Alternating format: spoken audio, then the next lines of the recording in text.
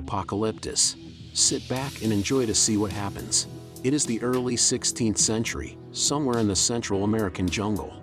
A tapir runs frantically through the forest before it springs a tripwire trap and is impaled on a swinging branch full of spikes.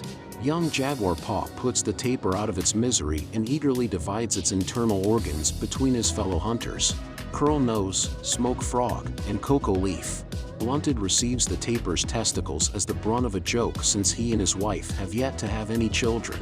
Jaguar Paw's father, Flint Sky, offers some remedial help, giving Blunted some red leaves that he instructs him to use the next time he and his wife try. They are soon interrupted by a band of refugees passing through the forest, looking downtrodden. One of them, a fisherman, addresses Jaguar Paw and explains that their village was attacked and that they are seeking a new beginning.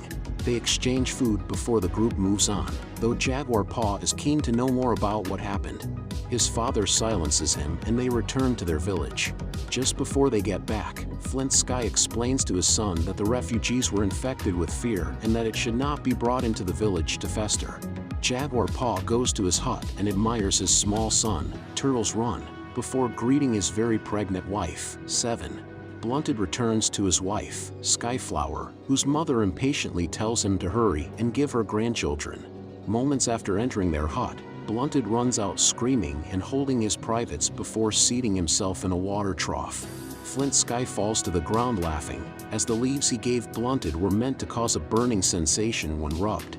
Blunted yells at him but starts laughing with everyone else. That night, an old storyteller tells how man once received gifts from the forest until the forest had nothing left to give. The villagers begin to play music and dance, but Jaguar Paw's mind is distracted until 7 brings him back. The following morning, Jaguar Paw wakes early from a dream and notices fire torches quickly approaching the village. Warriors appear, igniting huts and apprehending the villagers. Jaguar Paw takes his wife and son and puts them in a deep cistern to hide. He ties a rope to a nearby rock so that they can climb out again before running back to the village to help, killing a raider along the way. However, the village is soon overrun. Blunted is held down while Skyflower is forced into a hut where she is presumably raped and killed. Jaguar Paw attempts to free his father but is knocked down by a raider. Middle Eye, a raider nearly killed by Jaguar Paw, nicknames him Almost. Flint Sky tells his son not to be afraid as Middle Eye props him up and slits his throat. All the surviving captives are tied up and led away, attached to each other on long poles, while the children of the village are left with none but the dead for company. As the Halcane hunting party leads the captives into the forest, one of them, Snake Inc., notices Jaguar Paw looking towards the cistern as they pass.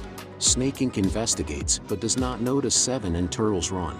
He is, however, suspicious of the rope dangling into the hole and cuts it. The fierce-looking leader of the Halcanes, Zero Wolf, reunites with his son Cut Rock, who has suffered a bruising blow to the head, swelling his right eye shut. Zero Wolf cuts lines into his brow to release the pressure of blood, allowing his son to see again. The party meets up with a second raiding group which has caught the band of refugees seen the day before. Jaguar Paw recognizes the fishermen as the two groups are led further into the forest, followed by the children of the 2 clans. As they cross a raging river, the children are halted by the water. The eldest girl cries out that the children are hers now and she will take care of them. That night as they camp, Zero Wolf gives his son a large dagger which he says has killed many men. It is a symbol of Cut Rock's manhood, proven by the successful raid. Blunted laments and promises to take as many captors with him to hell if he does not find his Skyflower there. The next day, while treading a narrow path on a cliff, Cocoa Leaf, severely injured in the village raid, loses his footing and dangles over the edge.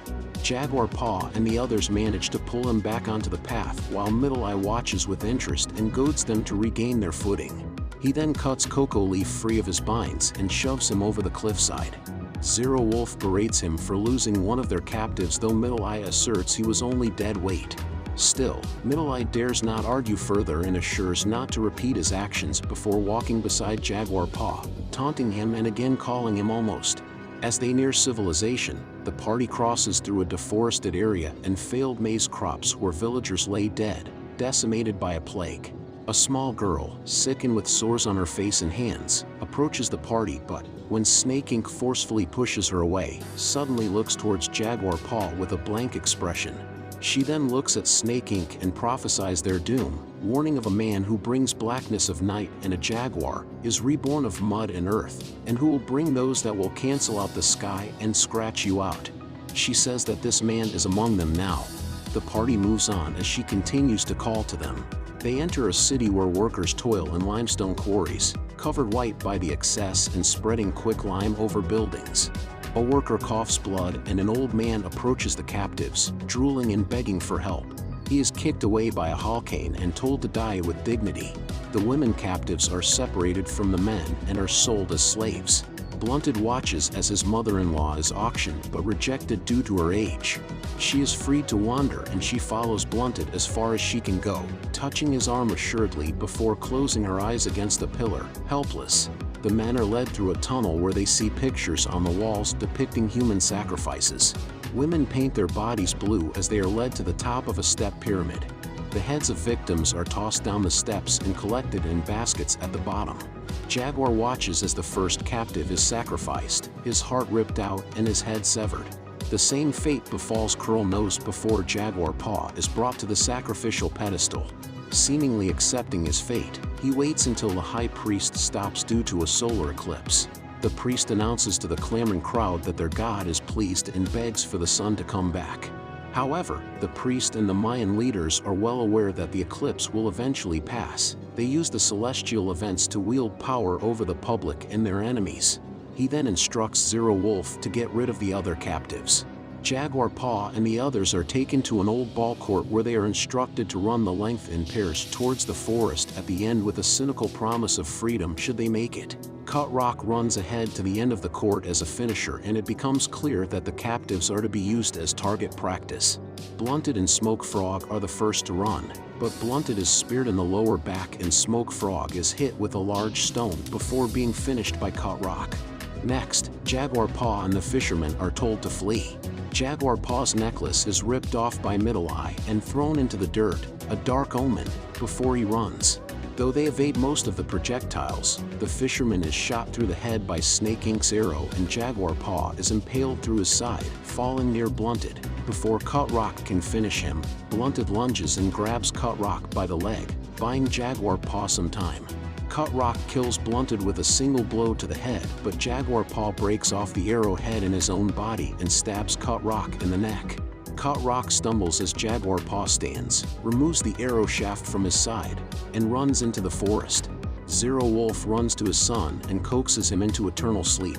As his son dies in his arms, Zero Wolf takes back his dagger and puts his son's necklace into his belt before running after Jaguar Paw, bent on revenge. The other Halcanes follow him. Jaguar Paw runs through a corn crop and falls into a mass open grave filled with the remains of thousands of sacrificial victims. He runs across the decaying bodies into the jungle, where he climbs a tree and hides, blood still dripping from his wound. The Halcanes run past beneath him.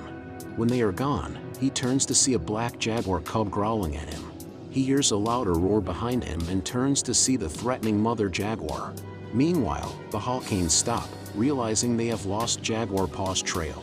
One of them notices blood on Middle Eye's shoulder and they backtrack, keeping their eyes to the trees. They soon see Jaguar Paw running through the forest and Speaking Wind pursues him. As their paths merge in a clearing, Speaking Wind is attacked by the jaguar that was chasing Jaguar Paw. He is viciously mauled to death before the others arrive and kill the jaguar. Drunkards 4 dislikes the bad omen associated with killing the jaguar while Snake Inc. remembers the strange child's prophecy and remind him it was foretold. Zero Wolf hushes them all, eager to find and kill Jaguar Paw. The chase lasts through the night and into morning. At one point, Drunkards 4 approaches a tree where blue paint which Jaguar Paw rubbed onto the tree, but he is bitten in the neck by an ASP. Hanging Moss advises him the blood let for a quicker death. As the Halcanes eventually catch up to Jaguar Paw, he is cornered and forced to leap over the edge of a high waterfall. He survives and stands on the riverbank, calling out to the Halcanes that this is his forest and his descendants will continue to hunt in it. Impatient, Zero Wolf stabs Snake Inc. when he suggests climbing down rather than jumping. Buzzard Hook is the first to jump, but dies when he hits his head on a submerged rock. the others are luckier and continue their pursuit.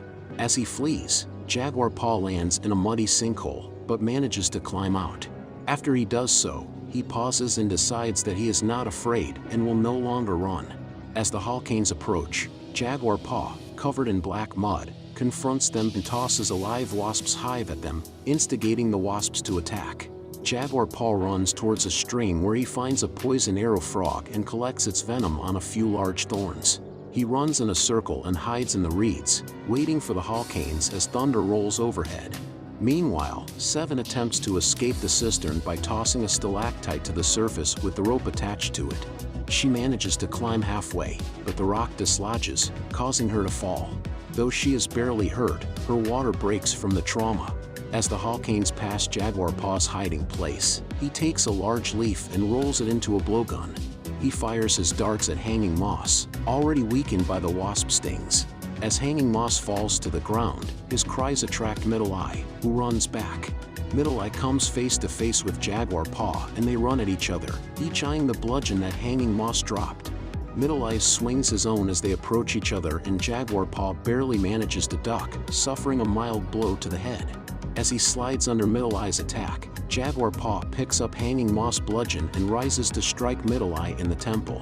Middle Eye calls him almost one last time as Jaguar Paw kills him with a blow under the chin.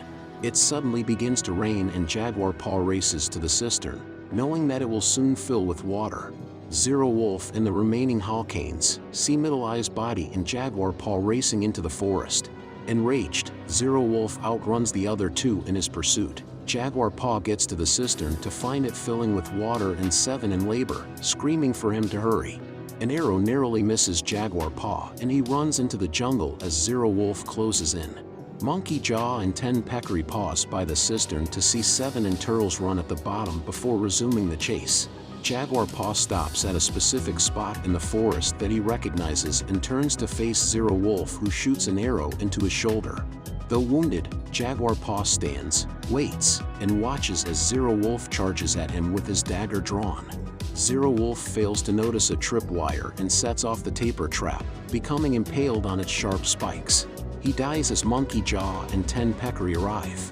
They chase Jaguar Paw to the beach where he collapses from exhaustion.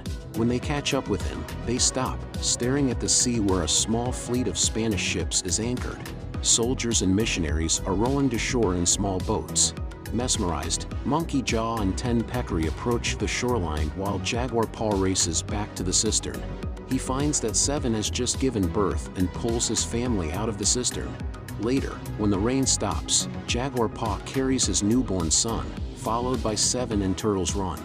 They look back towards the Spanish ships and Seven asks if they should go to them.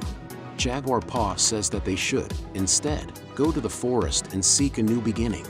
And that is the end of this movie. I hope you enjoyed it. Make sure to like, subscribe, and turn on the notification bell for weekly updates of movie recaps like this. Comment what movie you want next. Thanks for watching.